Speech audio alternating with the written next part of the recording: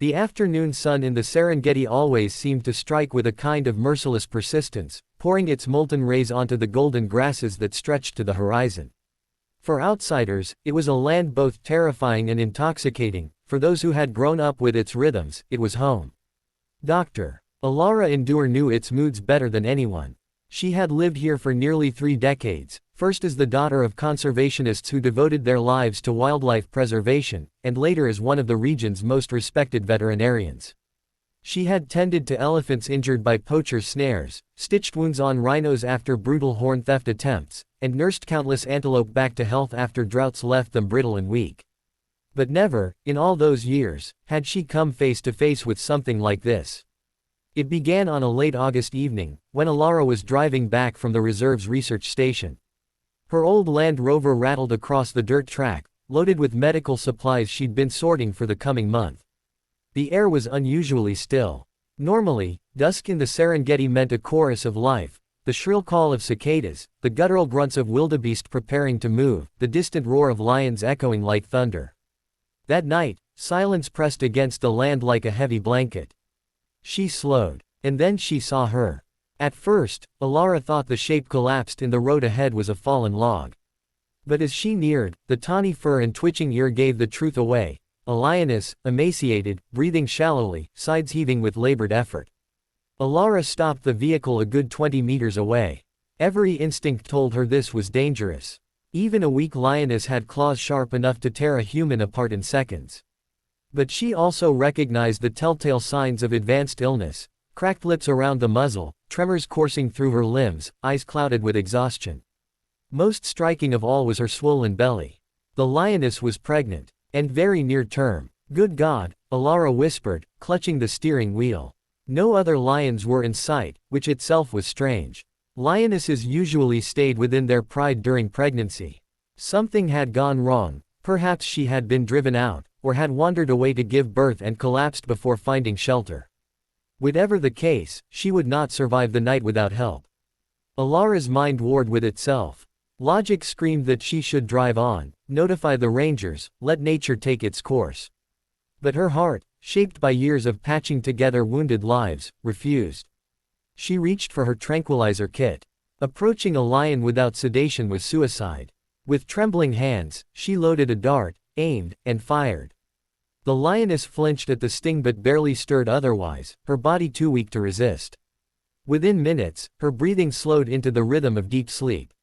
Alara wasted no time. She donned gloves, checked the lioness's vitals, and quickly confirmed what she had feared: a severe infection, likely from a wound gone untreated. The smell of decay around her haunch confirmed it: a festering bite wound, probably from a territorial fight. "This will kill you, and your cubs," Alara murmured, her voice soft despite the wild stillness around her. She cleaned the wound, injected antibiotics, and started an IV drip from the portable unit in her vehicle. It was a desperate measure, something she had never attempted in the field. But as she worked, she felt something strange, a quiet connection. The lioness, unconscious, seemed to surrender to her touch, as though she understood that the woman kneeling beside her was not there to harm, but to heal.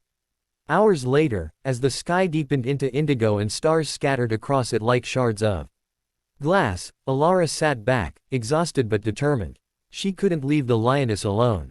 Not like this. She made a decision that would change her life forever. With great effort, she and her assistant ranger, whom she had called on the radio, lifted the lioness onto a stretcher and loaded her into the back of the Land Rover. Against every rule of the reserve, against every warning drilled into her as a child, Alara drove home with a sleeping predator in her vehicle. Her home lay on the outskirts of the reserve, a modest cottage reinforced with steel fencing for protection against wildlife. By the time she arrived, the moon was high and silver. She carried the lioness into her enclosed veranda, where she often treated injured antelope and smaller animals.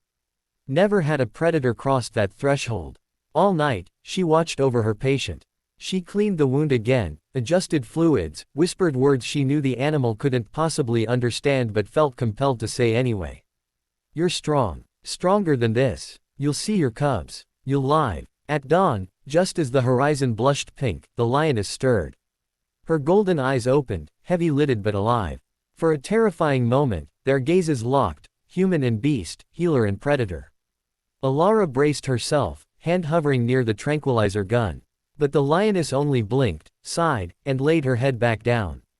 Something unspoken passed between them. The next day unfolded in a haze. Alara kept her distance, checking vitals, ensuring the fluids ran. The lioness ate a little raw meat Alara set out, though weakly. Her belly shifted occasionally with the movement of cubs inside. Hope flickered in Alara's chest. But as dusk fell once again, the silence of the Serengeti returned, heavier, stranger than before. Birds hushed their calls earlier than usual. Hyenas did not laugh. Then came the sound. At first, Alara thought it was the wind rattling through the grasses. But no. It grew deeper, louder, until it trembled in her bones. A roar, answered by another, and another. She stepped outside, heart pounding. And froze. On the perimeter of her property, beyond the steel fencing, stood lions. Dozens of them. Their tawny bodies emerged from the shadows one by one, until the land seemed alive with movement. She counted frantically, 10, 20, 30, more. Over 50 lions surrounded her home, their eyes glowing amber in the moonlight. Alara's breath caught. Never in recorded history had so many lions gathered together, not like this. Even prides rarely exceeded 20. This was something else, something primal, deliberate. She stumbled backward into her house, bolting the door, trembling so violently she nearly dropped the latch. Inside, the lioness stirred, letting out a weak chuff. "What did I do?" Alara whispered, pressing her back against the wall. The lions did not attack. They did not roar endlessly or claw at the fences. Instead, they sat, lay, and paced with measured patience, as though waiting. Watching. Through the night, their presence wrapped around her home like a living wall. By morning, the reserve was in chaos. Rangers arrived, aghast at the sight. Helicopters circled, cameras zoomed. Scientists speculated wildly. Was this a super pride, an unprecedented merging of groups? Was it a territorial gathering, a response to some ecological imbalance? None could explain why the lions had chosen Alara's home as their focal point. Inside, Alara knew the truth, or at least, she felt it. They had come for her. Or rather, for the lioness she had saved. Over the next days, the impossible unfolded. The lioness grew stronger under Alara's care. She ate with greater appetite, drank steadily, and her eyes regained their clarity. When she finally stood on unsteady legs, Alara felt both terror and awe. Outside, the 50 lions remained. They did not disperse, though food was plentiful elsewhere. They lingered, restless yet disciplined, as though guarding something sacred. Then, on the 7th night, the air was broken by the cries of new life. The lioness went into labor. Alara, heart hammering, assisted as best she could. She had delivered calves, foals, even baby elephants once under dire circumstances, but never lion cubs. Yet the lioness allowed her presence, even seemed to lean into her steadiness as contractions racked her body. One cub, then another, then a third. Tiny, squirming bundles of fur, wet with birth, mewling weakly. Tears blurred Alara's vision as she cleaned them gently, placing them by their mother's side. The lioness licked them feverishly, her exhaustion melting into fierce, maternal focus. Outside, the lions roared. Not with anger, but with something else, something ancient and thunderous, a sound that shook the very marrow of Alara's bones. It was a chorus, a proclamation to the world. New heirs had arrived. The sound carried across the plains, echoing for miles. News spread like wildfire. Media outlets seized upon the story, the vet who delivered lion cubs. Photographers camped near the reserve, desperate for glimpses of the legendary gathering. Spiritual leaders declared it a sign, a blessing from the ancestors. Scientists debated endlessly, struggling to find explanations. But within her home, Alara lived in a reality that no outsider could fully grasp. The lioness, whom she began calling Shani, meaning marvel, in Swahili, trusted her completely. She allowed Alara to handle the cubs, to check their tiny hearts, to weigh them. She never growled, never threatened. When Alara sat quietly, the cubs sometimes crawled into her lap, their tiny claws pricking her skin, their soft purrs vibrating against her chest. And outside, the 50 lions remained steadfast, as though Shani and her cubs were the center of their universe. Days turned to weeks. Shani grew strong. Her wound healed. The cubs thrived. And Alara, though exhausted, felt an unshakable sense of wonder each morning she woke to the sight of dozens of lions keeping vigil under the rising sun. Yet not everyone saw wonder. Authorities worried about the danger. The congregation of lions posed risks to nearby villages, to livestock, to tourists. Meetings were held, proposals drafted. Some suggested tranquilizing and relocating the pride. Others whispered darker solutions. Alara fought them all. She argued with officials, pleaded with conservation boards, rallied international support. She insisted the gathering was no threat, that if left undisturbed, the lions would disperse in time. But deep down, she wondered. Why had they gathered in the first place? And why did they remain? The answer came one storm-laden night. Thunder rolled across the plains, lightning splitting the sky. Alara sat by the veranda, watching Shani curl protectively around her cubs. Rain hammered the roof, and the lions outside stirred restlessly, their silhouettes shifting in the flashes of light. Then, through the roar of the storm, came another sound: gunshots. Poachers. Alara's blood ran cold. She grabbed her radio, calling the rangers, but before she could finish, chaos erupted outside. The lions surged as one.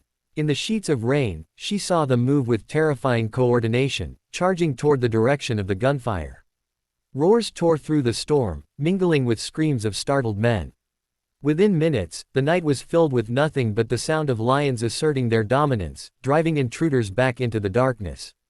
By dawn, the poachers were gone.